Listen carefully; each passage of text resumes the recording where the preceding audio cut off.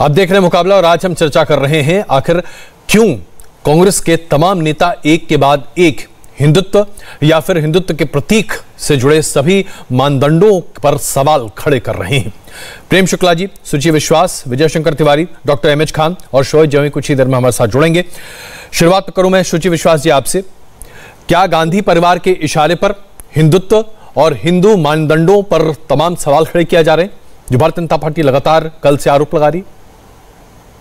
पहले तो मैं यह स्पष्ट कर दूं कि हिंदू एक दर्शन है जिसका आधार सहिष्णुता है और सनातन की जो 65,000 साल की संस्कृति है जिसका प्रारंभ वैदिक युग से है, उसके कालखंड की जो गणना है उसमें भारतीय जनता पार्टी का जो अस्तित्व है वह तुच्छ कण के समान है। हिंदुत्व एक पॉलिटिकल एजेंडा है जो फॉसिस्ट सिस्टम पर आधारित है, जो ध्रुवीकरण की राजनीति करता है, समाज में सद्भाव को नष्ट करता है, वैमनस्य में इजाफा करता है। बाकी आप शेष 7 वर्ष के कार्यकाल से परिचित हैं, चाहे पहलू खान हो, चाहे अखलाक, चाहे जो इनकी आजादी में मिली हुई भीख हो, और चाहे आप वर्तमान में देखें कि पेंशन किस पर। मैं ज्यादा डिटेल में नहीं जाऊंगी। आपने हिंदुत्व पे बात की तो मैंने आपको आइडियोलॉजी को क्लियर किया। तो ये कितने बड़े हिंदू रक्षक हैं, कितने बड़े ये गौ रक्षक हैं, कितने बड़े ये देश के भक्षक हैं, और इनकी हिंदू दर्शन के बारे में क्या समझ है, क्योंकि इनकी राजनीतिक एजेंडे में सिर्फ अपनी पॉलिटिकल आइडियोलॉजी को एम्पलीफाई करना और ग्लोरीफाई करना शामिल है। जिस दिन ये उसके आवरण, उसके ममत्व, उसके हृदय, उसकी आत्मा को समझ लेंगे, तो उस सहिष्णुता को धारण करेंगे, उस दिन ये वास्तविक हिंदू कहलाएंगे। तो हिंदुत्व और हिंदू दर्शन के भेद को मैंने स्पष्ट किया। दूसरी बात जो आपने कहा, किसी व्यक्ति विशेष के बयान का समर्थन या क्रिटिसिज्म, ये दोनों मेरा अधिकार नहीं है। कांग्रेस के पास भारतीयता का नैरेटिव है जिस आधार पर हमने स्वाधीनता संग्राम को लड़ा और 70 वर्षों से एक इंक्लूसिव अप्रोच को देश की संभाल कर रखा। दूसरी ओर वह सत्तारूढ़ दल है जिसने वैमनस्यता की राजनीति और ध्रुवीकरण को आधार बनाकर। सुची जी, इसमें देखिए महत्वपूर्ण सवाल यह है कि क्या जो किताब की पंक्तियां हैं जो सलमान खुर्शीद की हैं, राशिद अलवी जी के जो बयान हैं जो सामने है, जो उन्होंने कई संतों के सामने कहे हैं, ये तमाम बातें क्या कांग्रेस पार्टी के मूल आधार को समर्थित करती हैं या दरअसल ये कांग्रेस पार्टी की विचारधारा से अलग है? इस पर स्पष्ट बात बताइए। देखिए, किसी भी व्यक्ति विशेष के विचार का कांग्रेस पार्टी किसी प्रकार का समर्थन नहीं करती, और मैंने बहुत स्पष्ट कहा कि कांग्रेस के पास भारतीयता का नैरेटिव है जिस आधार पर उसने आज तक इतनी योजनाएं लाई, चाहे वो छुआछूत को लेकर हो, चाहे दलितों, पिछड़ों, अल्पसंख्यकों या वंचितों या शोषितों के हितों को लेकर हो। तो इसलिए हमारे पास भारतीयता का नैरेटिव है जो इस पर शो कर रहे हैं। प्रेम शुक्ला जी, भारतीय जनता पार्टी कल से आक्रामक है कांग्रेस पार्टी पर। आपका कहना है कि सोनिया गांधी और राहुल गांधी के इशारे पर ऐसा कुछ हो रहा है? प्रेम शुक्ला जी, निश्चित तौर पर देखिए, अगर श्रीमती सोनिया गांधी और श्री राहुल गांधी के इशारे पर, आप श्री राहुल गांधी के विरुद्ध एक स्टेटमेंट कोई देख लेना, इसमें से सिर्फ जो है लोकतांत्रिक ढंग से चुनाव करने की बात की गई, तो कपिल सिब्बल के घर पर टमाटरों से हमला कर दिया गया कि नहीं हमला कर दिया गया। तो कांग्रेस की अंदरूनी सहिष्णुता का मानदंड आप इसी से आसानी से लगा सकते हैं कि जो लोग लोकतांत्रिक ढंग से चुनाव करने की बात करने पर अपने नेता पर टमाटर फेंकना प्रारंभ कर देते हैं, वह प्रभु रामचंद्र जी का अपमान करने पर सहिष्णुता से क्यों बैठ जाते हैं, क्यों सहिष्णुता याद आ जाती है। और स्वयं राहुल गांधी कहते हैं मंदिर वही जाते हैं जो लड़कियां छेड़ते हैं। इनके कार्यकाल में राम काल्पनिक बता दिए जाते हैं। इनके कार्यकाल में केरल में इनका नेता जो है वो गाय काटता है, संजय निरुपम बीफ फेस्टिवल लगवाते हैं। गौ हत्या के विरोध में अगर कानून बन जाए तो बीफ फेस्टिवल लगना शुरू हो जाता है। ये सब किस बात के संकेत है? दूसरा जो प्रश्न बार बार हिंदू और हिंदुत्व पर है, जस्टिस JS वर्मा ने 11 दिसंबर 1995 को सुप्रीम कोर्ट में मनोहर जोशी बनाम नितिन भाऊराव पाटिल मामले में हिंदुत्व की व्याख्या करते हुए कहा कि हिंदुत्व भारतीय जीवन शैली है। तो भारतीय जीवन शैली को बार बार सांप्रदायिक कहना, और कह कौन रहा है? जिसका इस देश में 10,000 सिखों का नरसंहार राजनीतिक कारणों से करने का जिस पर आरोप है, और नरसंहार करने वाले किसी भी नरपशु के विरुद्ध कार्रवाई करने से सतत संकोच का जिसका इतिहास रहा, नरसंहार करने वालों को मंत्री बनाने का जिसका इतिहास रहा। चलिए, मैं एक छोटा जवाब ले लूं सुची जी से इस बारे में, फिर आगे बढ़ता हूं। सुची जी, बहुत संक्षेप में एक छोटा जवाब दीजिएगा।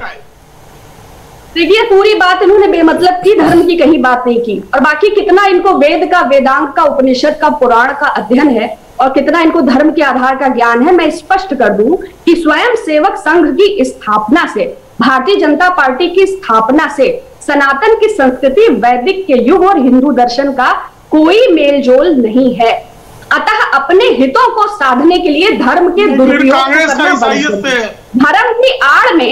धर्म की आड़ में जो राजनीतिक चोला आपने धारण किया है, अपने निजी हितों को सिद्ध करने के लिए जो धर्म का आप दुरुपयोग कर रहे हैं, आज 7 वर्ष बाद जब इनके जवाब देने का समय आया है, प्रदेश में और देश में कुछ किया नहीं है सिवाय संपत्तियों को बेचने के। किसान खड़ा है, जवान खड़ा है, अर्थव्यवस्था पाताल में पड़ी है, बेच दिया सब कुछ, अपने खातों का ऑडिट नहीं है, दुनिया में सबसे बड़े चंदे की पार्टी इलेक्टोरल बॉन्ड का काम कर रही और ड्रामेबाजी करनी होती। 80 करोड़ लोगों को 5 किलो चावल, 1 किलो चने की लाइन में लगा दिया, भूखा मार दिया, कटोरा दे दिया देश के हाथ में और धर्म का गुणगान कर रहे हैं। आप जैसे अंधे भक्त जो केदारनाथ में चश्मा लगा के बाबा को पीठ दिखाते हैं, शब्दों का प्रयोग कर रही हैं। अब मैं इनको कहूंगा तो अच्छा लगेगा क्या? मैं इनको चमची कहूं तो अच्छा लगेगा? चमची चाव चू चू कर रही है, ऐसा कहूं मैं अच्छा लगेगा? राम के नाम पर ये किसी के बारे में मर्यादा तोड़ती है। ये अभद्रता, अशिष्टता जो है इनके संस्कार माफिया जाती है। एंटोनियो माइनो नाम की माफिया पार्टी की प्रवक्ता का असंस्कारी, अशिष्ट और अभद्र उद्गार जो है उसको आप सहजता से स्वीकार कर, अब इनको मैं कहना शुरू कर देंगे। रक्षा नहीं कर पा रहे हैं, गऊ की रक्षा करेंगे। मैं जरा बहस को आगे लेकर चलता हूं, विजय शंकर तिवारी जी के पास चलता हूं। मुझे भी उत्तर देने का जवाब नहीं, प्लीज मैं आपको दूंगा। विजय शंकर तिवारी जी के पास चल रहा हूं। आपने अपनी बात बिल्कुल, कांग्रेस को सिर पर बैठाने की परंपरा गलत है। कांग्रेस को आप जो है 2-2 बार बोलने देंगे और भारतीय जनता पार्टी पर अनर्गल प्रहार करेंगे। मैंने आपको जवाब देने का पूरा मौका दिया और आपने जवाब दिया प्रेम जी। महाराज दिया ही नहीं, अवसर ही नहीं दिया। चलिए, कहां दिया अवसर आपने? अरे अभी आप इतना तो बोल ही रहे थे, आपको कौन रोक सकता है प्रेम शुक्ला जी? आपकी वाणी बहुत अच्छी है और पुख्ता तरीके से सब तक पहुंचती है। बोलिए, संक्षेप में बोलिए प्लीज।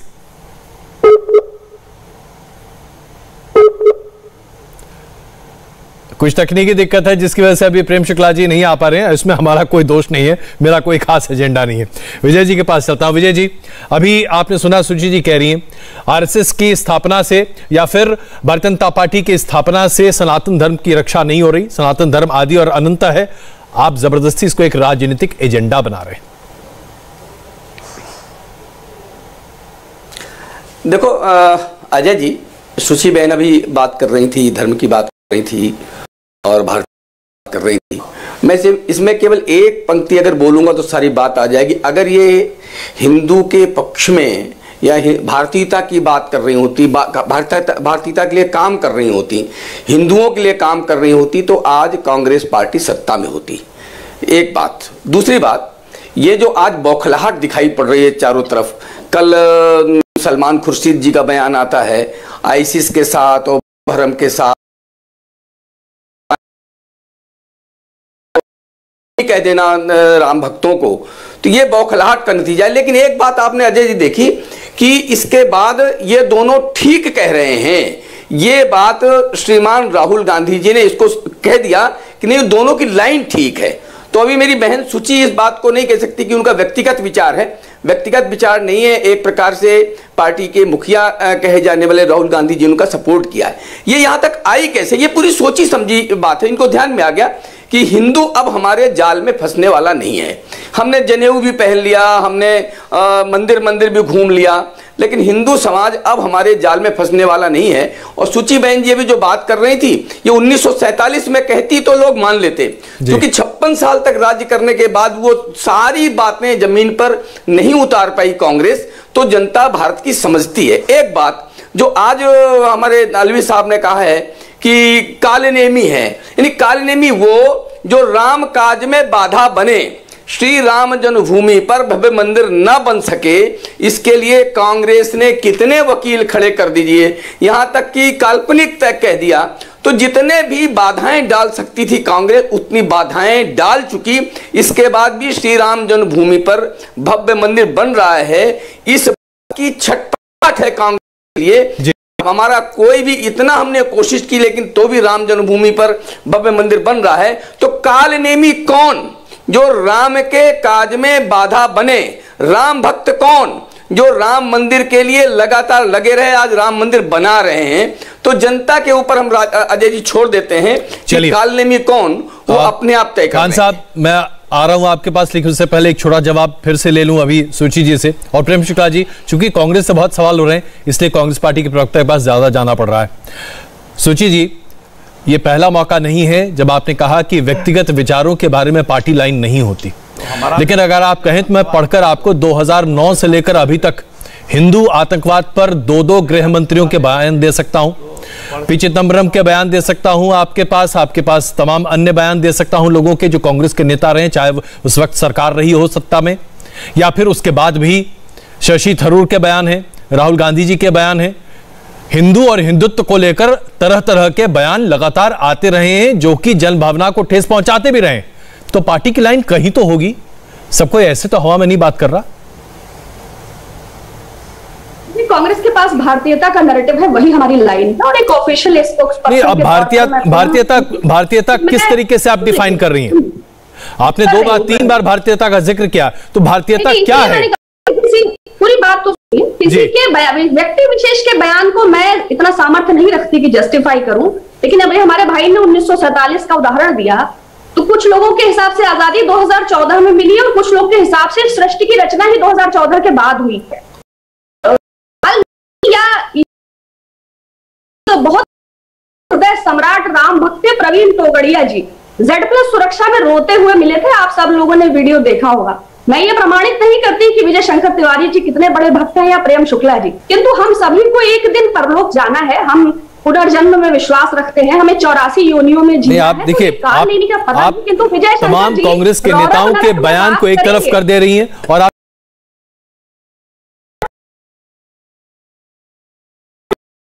एमएच खान साहब के पास चलो। एमएच खान साहब, ये जो अभी पूरा विवाद खड़ा किया जा रहा है हिंदू बनाम हिंदुत्व, सिर्फ उत्तर प्रदेश चुनाव ही लक्ष्य है ना, इसके अलावा तो और कुछ है नहीं? कोई लक्ष्य नहीं, ताकि बेरोजगारी पर बात ना हो, ताकि देश पर बात ना हो, महिलाओं की असुरक्षा। खान साहब इसका जवाब दे रहे हैं, अब बात एमएच खान साहब जवाब दे रहे हैं। जी खान साहब प्लीज।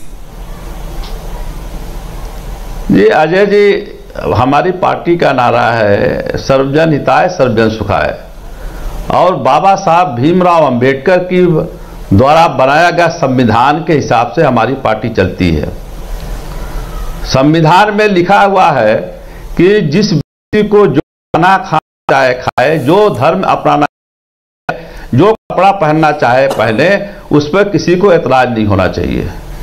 कांग्रेस के पास कुछ कहने को है नहीं, तो एक शगुफा कांग्रेस ने छोड़ा और एकदम जैसे चील झपट्टा मारती है, भारतीय जनता पार्टी ने तड़प के पकड़ लिया उसको।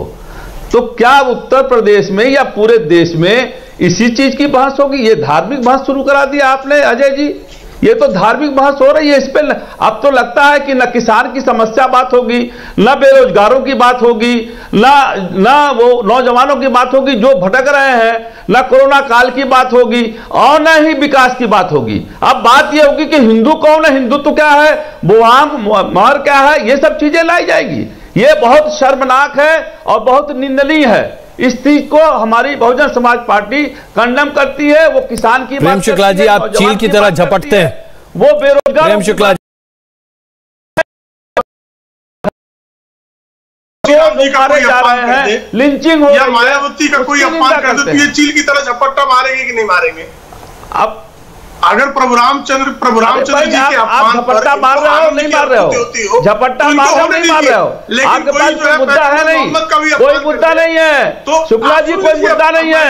आपने तो दो सुनने का कष्ट कीजिए खान साहब, जो है खान चाचा सुन लीजिए, खान चाचा जरा सुन लीजिए, आत्महत्या खान चाचा जरा आपके पास कोई मुद्दा नहीं है, किसानों सुन लीजिए, कोई नौजवानों का मुद्दा खान साहब नम्र आग्रह मेरा भी है कि आप जरा सुन लीजिए प्रेम शुक्ला जी क्या कह रहे हैं, फिर जवाब दीजिएगा। खान साहब, अरविंद खान साहब please sir, please sir, please कानून व्यवस्था पर प्लीज सर, खान साहब चुनाव होगा, हम अभी जरा प्रेम शुक्ला जी की आवाज सुन रहे हैं। Prem Shukla ji please sir. जी देखिए, आपको ध्यान होगा कि एक नॉर्वे एक डेनमार्क के कार्टूनिस्ट ने कार्टून बना दिया था और बहुजन समाज पार्टी के मंत्री ने उसको 51 करोड़ रुपए उसका सर कलम करके लाने पर इनाम घोषित किया था।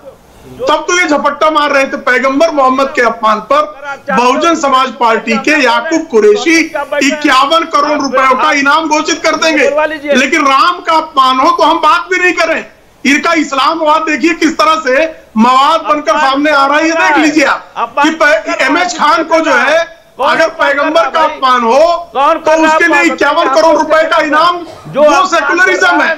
लेकिन प्रभु रामचंद्र जी का कोई अपमान कर रहा हो, उस पर अगर विरोध का स्वर भी प्रकट हो जाए तो वो इनके लिए लगता है कि यह राजनीति हो रही। तो ये आप समझ सकते हैं कि किस तरह से दोहरे मानदंड अपनाने का काम बहुजन समाज पार्टी नामक सांप्रदायिक दल करता है। बहुजन समाज पार्टी याकूब कुरैशी के 51 करोड़ खान साहब जवाब दीजिए इसका, खान साहब जवाब दीजिए इसका।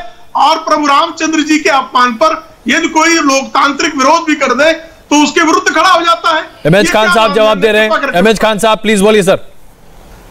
बोलने देंगे अजय जी? आप इनकी आवाज बंद करेंगे तभी तो बोलूंगा मैं। बोलिए ना, आवाज बंद करेंगे, ये तो चिल्ला रहे हैं। अभी आप बोलिए तो सही, बोल कहां रहे हैं? चिल्ला रहे हैं मदारी की तरह से। मैं नहीं चिल्ला रहा, बोल तो रहा हूं कि मदारी बीच में आ जा रहा है। आपका धार्मिक ये मदारी बीच में आ जा रहा है तो मैं क्या बोलूंगा? हम तो उत्सव प्रेम शुक्ला जी, प्रेम शुक्ला जी प्लीज सर जरा सुनिए क्या कह रहे हैं खान साहब। हम लोग जी नहीं बिल्कुल बिल्कुल, लेट्स संस्कार में जरा आगे बढ़ते हैं जी। खान साहब प्लीज संक्षेप में बात कीजिए, संक्षेप में प्लीज। मुसलमान सिख ईसाई सबका सम्मान है। कोई किसी की बेइज्जती करता है, कोई किसी की बेइज्जती करता है, बहुजन समाज पार्टी उसके खिलाफ है। लेकिन चुनाव के समय ध्रुवीकरण करना, चुनाव के समय हिंदू मुसलमान करना, ये गद्दी की लड़ाई हो जाती है। इसको गद्दी की लड़ाई कही जाती है। ये स्वेच्छा से अपनी बात को अब किस धर्म को अपनाना है ये हमारा संविधान कहता है। आप बोलने नहीं देते हो, आप बोलने भी नहीं दोगे। अच्छा, इसी सवाल को लेकर मैं शोएब जमई के पास चलूं। शोएब जमई साहब, ऐसा क्यों होता है कि सलमान खुर्शीद साहब या फिर राशिद अल्वी साहब हिंदू और हिंदुत्व बोलेंगे तो मैं भी बोलता रहूंगा। सर आपको मैंने पूरा मौका दिया सर, पूरे तरीके से मौका दिया सर। खान साहब आप वरिष्ठ नेता हैं, आप वरिष्ठ नेता हैं, आपको बोलने का मौका कौन नहीं देगा? प्लीज सर, आप लिटरली प्लीज सर, चिल्लाने से हमारी आवाज नहीं बिल्कुल नहीं, आपकी आवाज कोई नहीं था। प्लीज सर, हम डिबेट पे आगे बढ़े सर। आपने इनको बुलवाना शुरू कर दिया। नहीं सर, ये मदारी की तरह बोलना शुरू कर दिया। सर देखिए प्लीज खान साहब आपकी बहुत इज्जत है, लेकिन निवेदन है कि कृपा करके बहस को आगे बढ़ने दीजिए। हम ये सवाल शोएब जमई के लिए, शोएब जमई साहब ये बताइए कि आखिरकार डमरू बजाओ, जनता जान रही है सर, जनता जागी हुई है। चलिए सवाल शोएब जमई के लिए। शोएब जमई ये बताइए कि राशिद अल्वी, सलमान खुर्शीद, ये तमाम लोग हिंदू और हिंदुत्व पर अपने दर्शन क्यों साझा कर रहे हैं? अगर इसी तरीके से सवाल उठे कि इस्लाम पर कोई हिंदू अपनी दर्शन को प्रस्तुत करना शुरू कर दे तो तमाम तरह की बातें निकल कर आ जाएंगी, हर तरह का फतवा जारी होने लगेगा। ये करने की आवश्यकता क्यों है जमई साहब? जी अजय जी, बहुत बहुत शुक्रिया, आप हमारे पास आए कम से कम जी। सबसे पहली बात यह है कि मैं आपके सवालों का जवाब देने से पहले एक आपत्ति दर्ज करा दूं कि इस पैनल पे हमारी कांग्रेस की नेता सुश्री विश्वाल जी बैठी हैं और बड़े आपत्तिजनक शब्द उनके खिलाफ इस्तेमाल किया गया भारतीय जनता पार्टी के द्वारा, जो मुझे लगता है कि बेटी बचाओ बेटी पढ़ाओ की जो विचारधारा उसके विपरीत है। और किसी महिला का इस तरह से शोएब भाई मुझे पता है कि सुची जी अपना बचाव कर सकती हैं, सुची जी अपना बचाव कर सकती हैं, आप अपने मुद्दे पर बात कीजिए प्लीज। मुझे लगता है कि उन्होंने अपना बचाव किया है, उन्होंने अपना बचाव किया है। देखिए डिबेट को डिरेल मत कीजिए प्लीज। शोएब जी आपसे जो सवाल पूछा जवाब दीजिए ना प्लीज।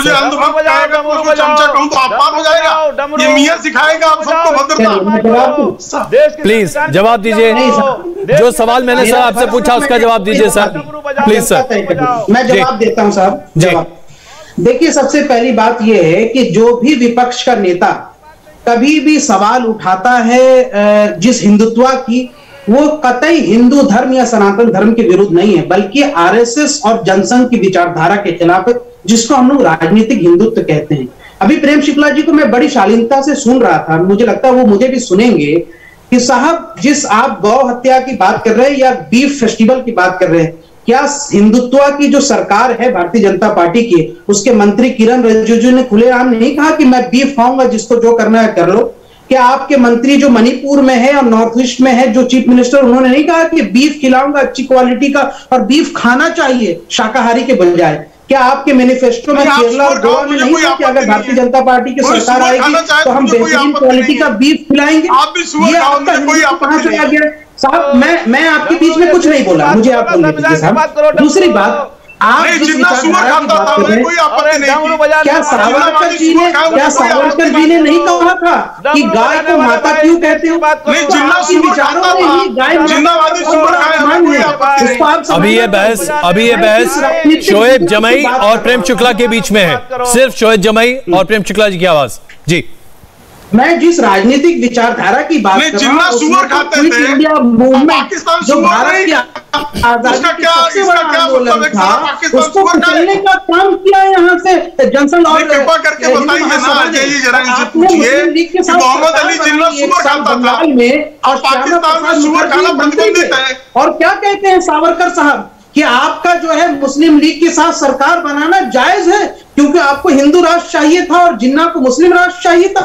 तो देश बांटने का जो काम आपने 1937 के जो अहमदाबाद कन्वोकेशन में किया, आप आज भी जिन्ना का आप तो जप रहे हो ना जमई मियां, सबसे ज्यादा आज भी जिन्ना में आपको दिखाई देता है ना।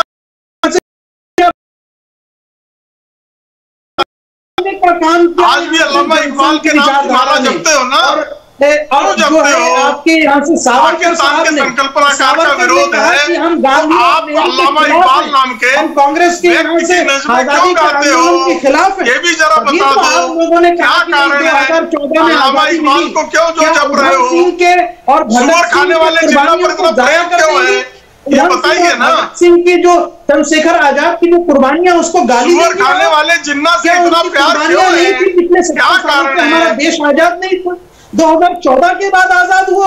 और ऐसे बोलने वाले लोगों शोएब जमई साहब, आपने सवाल ये उठाया कि विपक्ष के नेता जब भी सवाल उठाते हैं तो उसको एक अलग नजरिए से देखा जाता है। विजय जी के पास चलता हूं। विजय जी, विपक्ष के नेता ऐसा क्यों होता है कि चुनाव के मौसम के पहले ही या तो ऐसी किताबें लिख डालते हैं या ऐसे बयान दे डालते हैं जिससे जन भावनाएं भड़कें? विजय शेखर तिवारी जी, देखो, उनका अजय जी, उनका चरित्र ऐसा है, उनकी सोच ऐसी है, और ये सोच आज से नहीं है। शोएब जमई अभी बेटी बचाओ बेटी पढ़ाओ की बड़ी बड़ी बातें कर, सूची बहन के विषय में बात कर रहे थे, मतलब अच्छी बात है, लेकिन ये जब लौ जिहाद की शिकार ऐसी महिलाएं और जिनकी हत्याएं कर दी जाती हैं, उनका बलात्कार किया जाता है, वो षड्यंत्र फंसाई जाती हैं, तो ये हत्यारों के साथ खड़े होते हैं शोएब जमई। तो ये कितना कहने के अधिकारी हैं बेटियों के संदर्भ में, ये तो शोएब जमई जानते होंगे। और जहां तक मैं विपक्ष की बात करूं तो विपक्ष हो या कांग्रेस के साथ सारा विपक्ष ये जिहादी समुदाय के बचाव में हमेशा उतरता रहा है, और उनका एकमात्र उद्देश्य कहीं ना कहीं केवल वोट बैंक रहा है। मैं जहां तक बात करता हूं, मेरी हमारी सूची बहन जी यहाँ बैठी हैं, भाई कांग्रेस से तो आप अपेक्षा नहीं कर सकते हैं। जिस पार्टी का आधार, जिस पार्टी का संगठन, जिस पार्टी को खड़ा करने वाला एक विदेशी हो और अपने स्वार्थों के लिए उसने खड़ा किया हो, और आज भी जिस पार्टी का कहीं न कहीं जो अध्यक्ष है वो भारत में जन्मा हुआ नहीं हो, ऐसी कांग्रेस पार्टी से आप हिंदुत्व के पक्ष में कुछ कहेगी और करेगी, ऐसी अपेक्षा आप नहीं कर सकते। अहमद खान साहब, सवाल सुनिएगा। अहमद खान साहब, आप लगातार बोल रहे हैं। सर विजय जी, एक सेकंड सर। अहमद खान साहब, शोएब साहब प्लीज, सवाल अहमद खान जी के लिए। अहमद खान साहब, अभी आपने विजय जी को सुना। शोएब जी प्लीज सर। अहमद खान साहब, अभी आपने विजय जी को सुना, उन्होंने कहा कि इसलिए सवाल खड़े किए जाते हैं क्योंकि विपक्ष के नेता आतंकवाद समर्थित जमात के साथ खड़े हो जाती है, बीएसपी ऐसे लोगों के साथ खड़ी होती है। आपको भी मुस्लिम तुष्टिकरण का आरोपी बता रहे हैं विजय शेखर तिवारी। बिल्कुल नहीं खड़ी होती है, कंडम करती है, ऐसे लोगों को कंडम करती है। मैं यही तो कह रहा हूं कि सलमान खुर्शीद ने बोको हराम का नाम लिया, जो इस्लाम से उसका कोई संबंध नहीं है, और सलमान खुर्शीद ने हिंदुओं का नाम लिया, उसका इससे कोई मुकाबला नहीं हो सकता है। सर्वजन हिताय सर्वजन सुखाय का नारा। नहीं तो आप क्या कहना चाहते हैं? सलमान खुर्शीद ने गलत कहा। नहीं, एक सेकंड खान साहब, खान साहब, तो हिंदू क्या सलमान खुर्शीद ने अपनी किताब के 113वें पेज पर, खान साहब सर सवाल सुनिए, सर सवाल सुनिए, क्या सलमान खुर्शीद ने अपनी किताब के 113वें पन्ने पर जो कंपैरिजन किया है अग्रेसिव हिंदुत्व का बोको हराम और उसके साथ साथ आईएसएस की फिलॉसफी के साथ, ये गलत है? क्या आप ये कह रहे हैं? मैं सही समझ रहा हूं? काम बहुत इंपॉर्टेंट होता है, ठीक है? गलत है, गलत है, गलत है, मैं कह रहा हूं गलत है, नहीं करना चाहिए, इन विवादों पर नहीं पड़ना चाहिए। आज बात होनी चाहिए रोजगार पर, आज बात होनी चाहिए किसानों की समस्या पर, आज बात होनी चाहिए नौजवानों को नौकरी पर, आज बात होना चाहिए एकता पर। चलिए, आपने बहुत महत्वपूर्ण बात यहाँ पर कही, मुझे यहीं पर सुची जी को शामिल करना पड़ेगा। सुची जी, ये हिंदू मुसलमान करने, सलमान खुर्शीद जी की किताब में जो बातें लिखी हैं ये दोनों वो अपने आप में बहुत बवाल भी मचा रही हैं, और यही बात राशिद अल्वी जी के बयान से भी आप भले कह सकते हैं कि व्यक्तिगत निजी बयान हो, लेकिन नुकसान या तथाकथित तौर पर फायदा तो कांग्रेस पार्टी को ही होगा ना?